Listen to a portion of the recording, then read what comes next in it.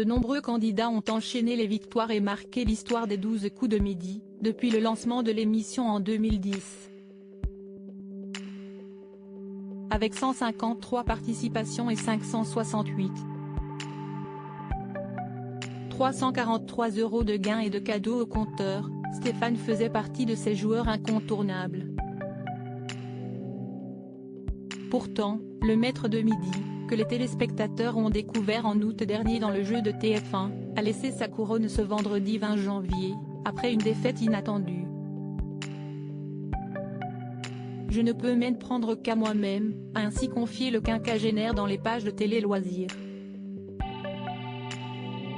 Ce dernier a vu son parcours basculer en défiant une concurrente qui a fini par l'emporter, à la surprise générale.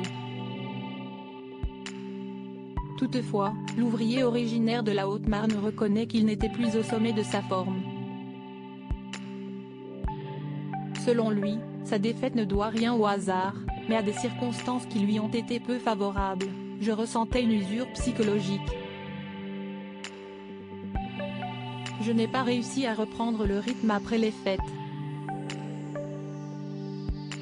La veille, j'avais passé une mauvaise nuit.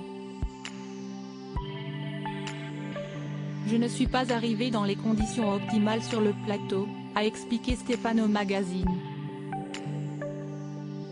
Il avoue même avoir pensé abandonner.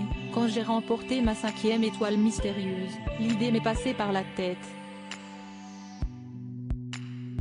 J'ai pensé que j'avais atteint un plafond de verre que je ne pourrais plus dépasser, a-t-il encore confié, avant de préciser que son esprit de compétition a rapidement repris le dessus. Si je voulais continuer, j'aurais dû donner la bonne réponse tout simplement, a-t-il simplement admis sur son échec.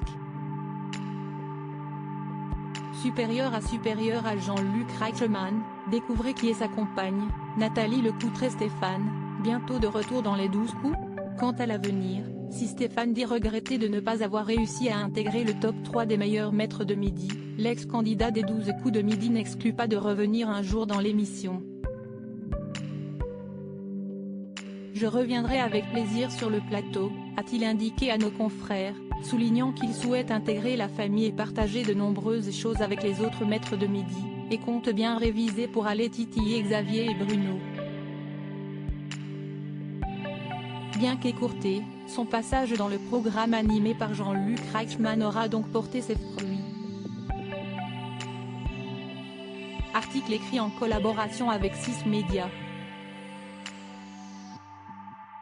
Crédit photo, capture d'écran, les 12 coups de midi, TF1.